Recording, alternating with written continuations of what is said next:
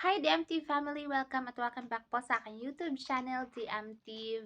And yeah, so right now, panibagong araw na naman at panibagong video. So hopefully hindi kayo magsawa and yung content po ng video natin today is mag-unbox tayo ng Rix Clearbomb.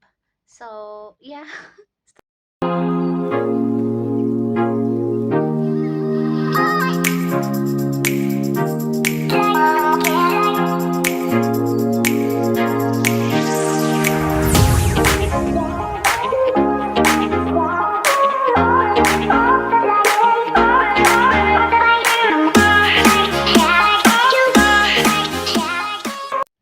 So, disclaimer lang guys ha, hindi po ito sponsored products. I bought this with my own money.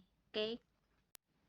So, I decided na mag-apply ng mga anik-anik sa aking mukha kasi nowadays, I really have a lot of pimples here. I don't know if it is showing. Tsaka yung mga pimple marks ko andito. Ang lalaki ng mga tagyawat ko right now. So, yeah. Since I already used the Rix before, the Clearbomb, so that's why I ordered it again.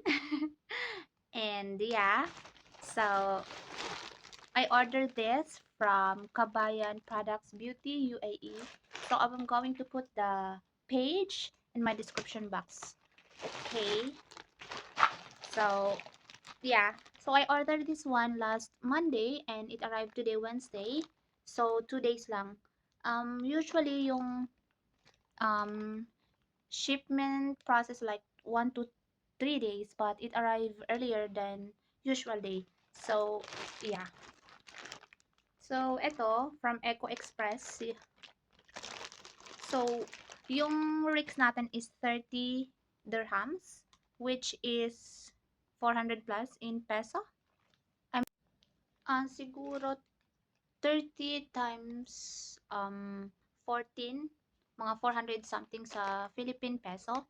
Yeah, mga ganun.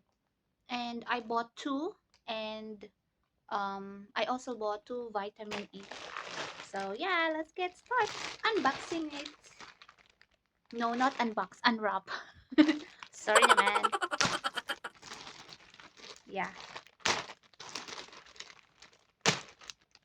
This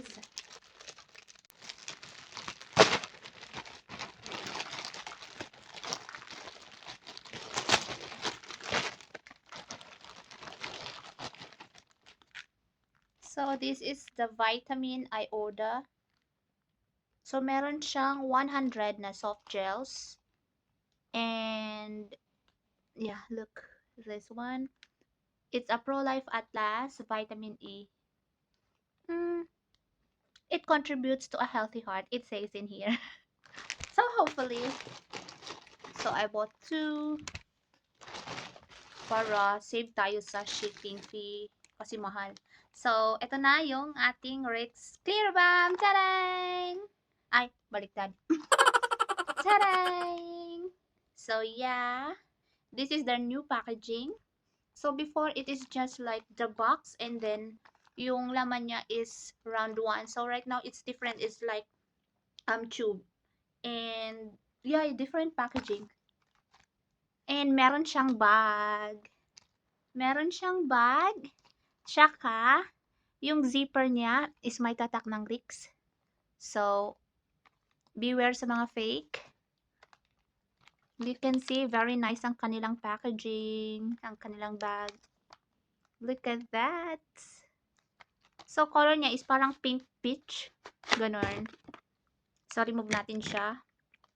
Ito. Tsaka ano dito. Para siyang naka-embossed yung ano niya. Yung name na Rix Skin. What's this? Rix Skin. I cannot read this. Sincerity? Yeah.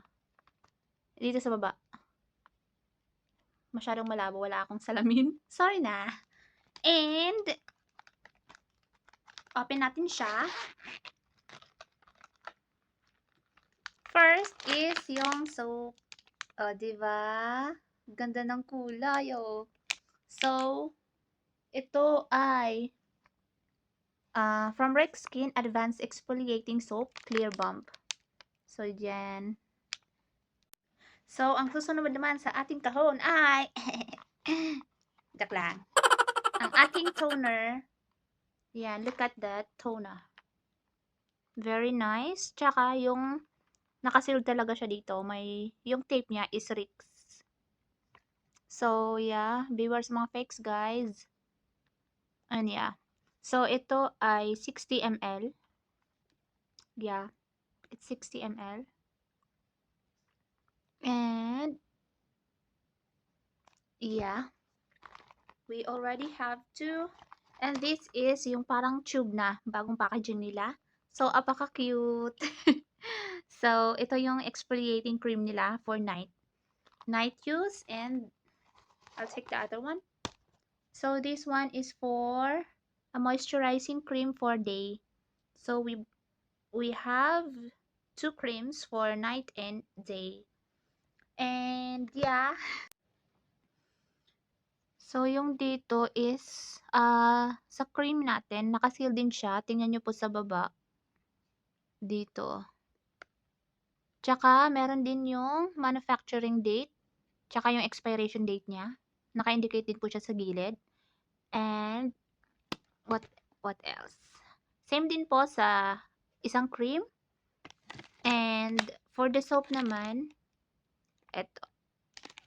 Yeah. Yung expiration date, tsaka yung manufacturing date. So, yeah. Yun na naman kung paano siya gamitin, 'di ba? Just like sa mga ginagamit yung mga rejuvenating sets, same lang din yung process. So, ginagamit ko yung Rix because hiyang siya sa akin and I really like kasi especially yung toner niya and for those sa mga sensitive skin, prefer ko yung hydrating na Rix but it's more expensive than sa Clearbomb. And so, what suits in me may not be suits in you because we are different skin types. So, kayong pili kung ano yung um, mga skincare na hiyang sa inyo so that hindi kayo magkaroon ng mga allergies.